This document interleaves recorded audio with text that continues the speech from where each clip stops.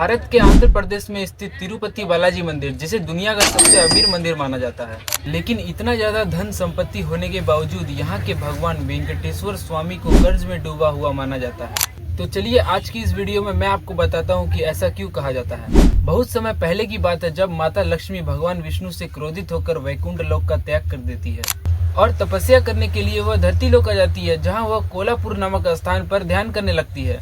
इसके बाद भगवान विष्णु बहुत ही दुखी हो जाते हैं और वह भी वैकुंठ को छोड़कर धरती लोक आ जाते हैं माता लक्ष्मी को ढूंढने के लिए। वह घने जंगलों में भटकते, नदियों के तट पर बैठकर रोते और माता लक्ष्मी को पुकारते, लेकिन माता लक्ष्मी का कोई पता नहीं चला। थक हार कर वह वेंकटेश्वर पर्वत में एक पेड़ के नीचे विशाल चींटी के आश्रय में बैठकर विश्राम करने लगे। उनकी यह दशा भगवान शिव और ब्रह्मा से देखी नहीं गई, जिसके बाद उन्होंने उनकी मदद करने का निर्णय लिया। इसके बाद भगवान शिव और ब्रह्मा जी ने गाय और बछड़े का रूप धारण किया और माता लक्ष्मी के पास पहुंच गए। माता लक्ष्मी ने उन दोनों को उस समय के महाराजा सूल राजा को सौंप दिया।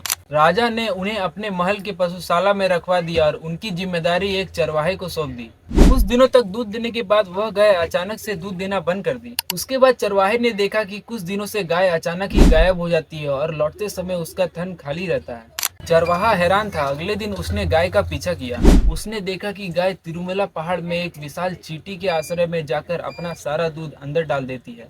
जब उसने ध्यान से देखा तो वह हैरान रह गया, क्योंकि उस विशाल चींटी के आश्रय के अंदर भगवान विष्णु स्वयं विराजमान थे, जो उस गाय के दूध को पीकर अपनी भूख मिटा रहे थे। क्रोध में आकर चरवाहे ने गाय की ओर कुल्हाड़ी फेंकी, लेकिन वहां पे गाय की जगह भगवान विष्णु प्रकट हो गए और वह कुल्हाड़ी भगवान विष्णु के सिर पर जा लगी। क्रोध में आकर भगवान विष्णु ने चरवाहे को वहीं पे मृत्यु दंड दे दिया। जब यह बात राजा को पता चली तो वहां पे तुरंत ही पहुंच गए। तभी विष्णु ने क्रोध में आकर कहा कि सेवक के पाप में उसके स्वामी की भी बराबर की हिस्सेदारी होती है। इस कारण मैं तुम्हें श्राप देता हूँ कि तुम अपने बाकी के जीवन राक्षस के भांति व्यतीत करोगे। और यह सुनकर राजा बहुत ही भयभीत हो गया। उसके बाद उसने भगवान विष्णु से क्षमा याचना की और तभी विष्णु जी का क्रोध शांत हुआ और उन्होंने राजा को वरदान देते हुए कहा कि हे राजा, तुम्हारा अगला जन्म आकाश राजा में होगा और तुम्हारी एक पुत्री होगी जिसका नाम पद्मावती होगा और उसका विवाह मेरे वेंकटेश्वर स्वरूप से होगा।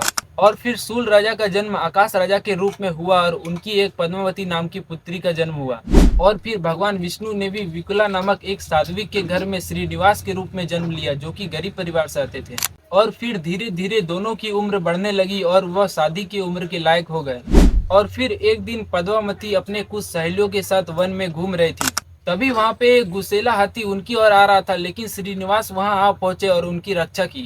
यह देखकर पद्मावती बहुत ही प्रसन्न हो गई और उन्होंने एक दूसरे को एक ही नजर में पसंद कर लिया। राजा ने शुरुआत में तो साफ मना कर दिया, लेकिन रात में श्री विष्णु उनके सपने में आए और उन्हें अपने वरदान के बारे में याद दिलाया, जिसके बाद आकाश राजा उन दोनों की शादी के लिए मान गए। लेकिन जब विवाह हुआ तभी एक शर्त रखी गई कि वर पक्ष को वधु पक्ष को कुछ धनराशि दान देनी होगी। लेकिन श्रीनिवास तो बहुत ही गरीब परिवार से आते थे, जिसके कारण उन्होंने धन के स्वामी कुबेर से कुछ धन उधार लिया और उन्होंने वादा किया कि यह धन वह कलयुग के अंत तक चुका देंगे। और इसीलिए यहाँ के भगवान वेंकटेश्वर स्वामी को कर्ज में डूबा हुआ माना जाता है और यहाँ पे जो भी भक्त आते हैं वह अपनी कमाई का कुछ हिस्सा भगवान को दान करते हैं, ताकि वह उनका कर्ज जल्द से जल्द चुका सकें।